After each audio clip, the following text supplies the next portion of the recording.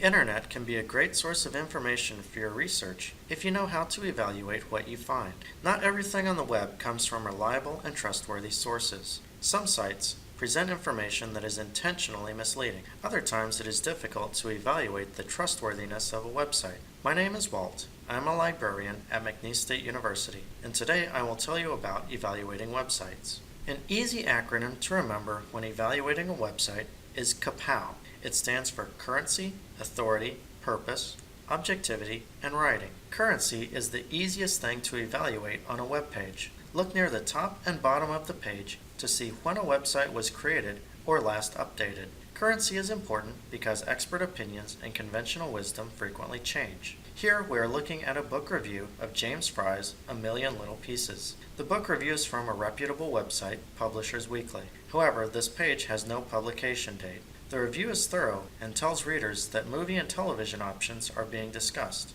However, there is no mention of the fact that the memoir of drug addiction is a total fabrication.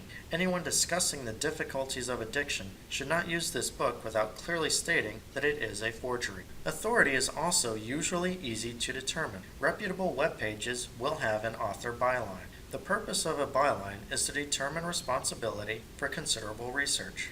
A web page with a byline implies research and the synthesis of that research into creating a new document. Here we are looking at a research study with over 20 contributing authors. They did a lot of work to create a new study discussing the origins of the ancient Greeks. Although the publication Nature is not a scholarly publication, it enjoys a well-respected reputation for original research. Information from websites such as the Smithsonian Museum and the Nobel Prize Organization frequently do not include bylines because the information is considered to be summaries where the information is easily located and verified. Here we are looking at a notation from the Nobel Prize Organization.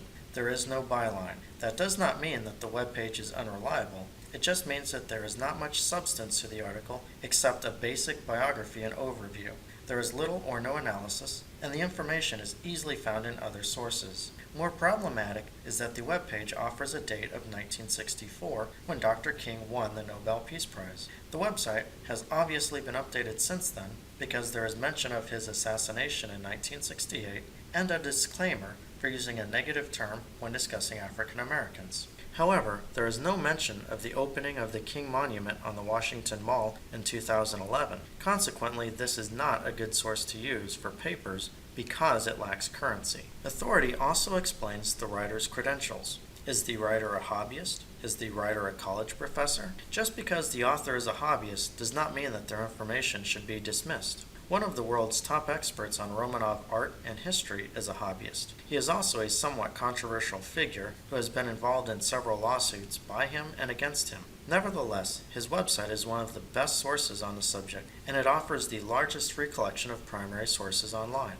A quick Google search will show that many people do not like Bob Acheson. However, his website is beautiful, well organized, and updated. The sources themselves are available to everyone. Although he has no formal professional degrees confirming authority in Russian art and history, he clearly is an expert, and his website is exceptional. One last thought regarding authority. When evaluating a website, look for a means to contact the author. Reputable authors, even hobbyists, want to communicate with people with similar interests. People who do not offer a means of contact on their web pages are probably accustomed to controversy and conflict. Here we are looking at another caption from alexanderpalace.org, Bob Acheson's website. At the bottom of the page, you can see a copyright statement for Acheson and a means to contact the website developers. This is usually a very big red flag. Nowhere on the webpage can you contact Bob Acheson directly. You may be wondering what is controversial about Romanov art. It is hard to say, but experts and hobbyists usually do not attack each other without cause. To further demonstrate the risks of visiting a website that has no means to contact the author, I offer you martinlutherking.org. You can probably see some of the problems with this website very quickly. You may be surprised to know that it frequently came up high on the list of Google hits when searching for Dr. King. This is because it was the largest online free repository for Dr. King's speeches, papers, and videos.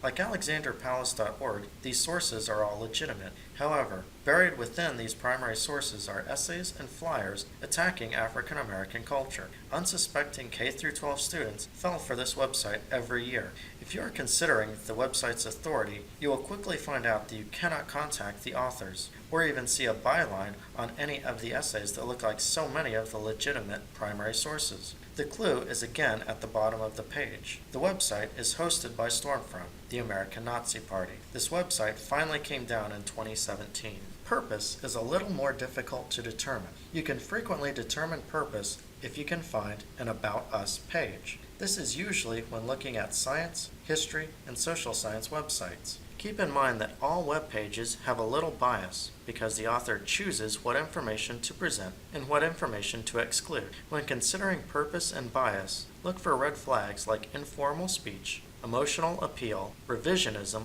name-calling, etc. that is not professional behavior and displays evidence of defensiveness rather than an intention of sharing information. Here you are looking at a screenshot from the McNeese Library homepage. Under Library Information, we have all the information you want to know about us. The Institute for Historical Review includes mostly editorial and research pieces.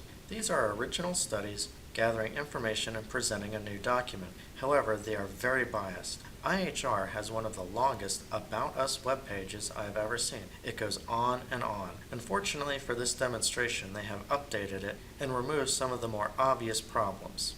However, you can still see some questionable phrases. In one spot, they claim that they defend freedom of speech and freedom of historical inquiry. These are unusual lines for a legitimate scholarly publication or research effort. In another place, the IHR operates as an entity of the Legion of the Survival of Freedom. What does that mean? Freedom is an emotional word because everyone likes freedom, but the word is very difficult to define. When continuing further down IHR's lengthy About Us page, you will find a large section entitled Target of Bigotry. The fact that they have to go to such lengths to defend themselves speaks volumes about their bias. The reality is that the IHR is an anti-Jewish website devoted to minimizing Judaism throughout history. This is more commonly called revisionism. However, revisionism can be defensible if based on primary sources. The fact that IHR is so popularly attacked strongly suggests that even tolerant academics cannot accept IHR as real research. It was not so long ago that a website with a